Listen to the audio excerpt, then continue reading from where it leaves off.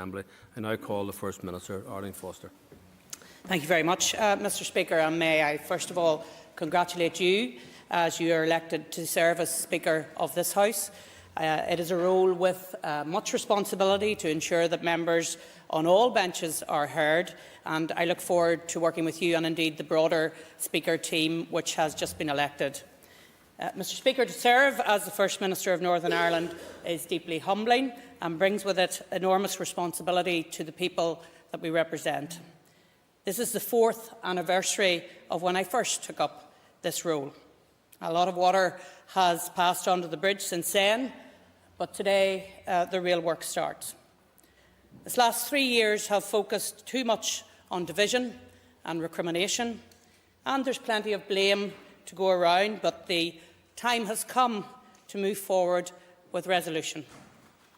The lessons have been learned, and it's time to get Northern Ireland moving forward again. However, the restoration of this Assembly and Executive alone will not solve our waiting lists or reduce the staff pressures in our hospitals. Indeed, simply filling posts will not resolve the mental health challenges our society is facing at the moment. There needs to be action, and decisions need to be made. The Bengoa report needs to be implemented. It already has cross-party agreement. It has a 10-year plan, but that was in 2016, and we have lost 3 years. And to deliver this transformation, it will not be easy. It will require courageous decisions by members on all sides of this House. Mr Speaker, I pledge to work in a collegiate manner with all the parties across this chamber to ensure that our public services are improved, that every citizen feels valued, and that we lay a solid foundation for the next generation. In 2021, Northern Ireland will celebrate its centenary, and we want to do so with safer streets, better schools and a first-class health service free at the point of need.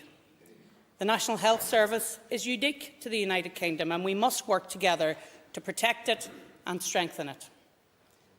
Within this chamber, Mr Speaker, there are people who are British, Irish, Northern Irish and European.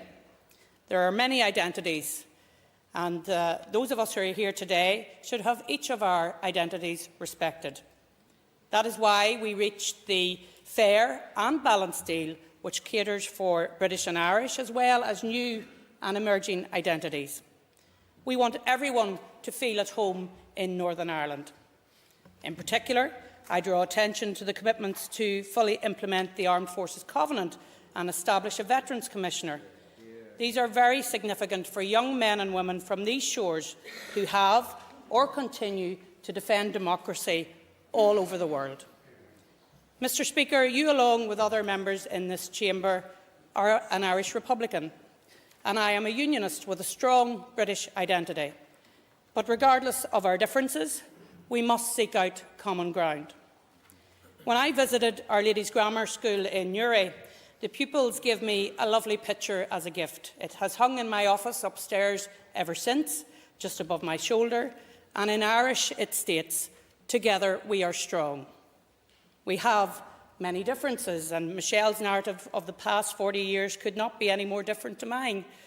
And I'm not sure we will ever agree on much about the past, but we can agree that there was too much suffering and that we cannot allow society to drift back and allow division to grow.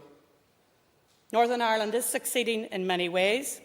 It's time for Stormont to move forward and show that together we are stronger for the benefit of everyone.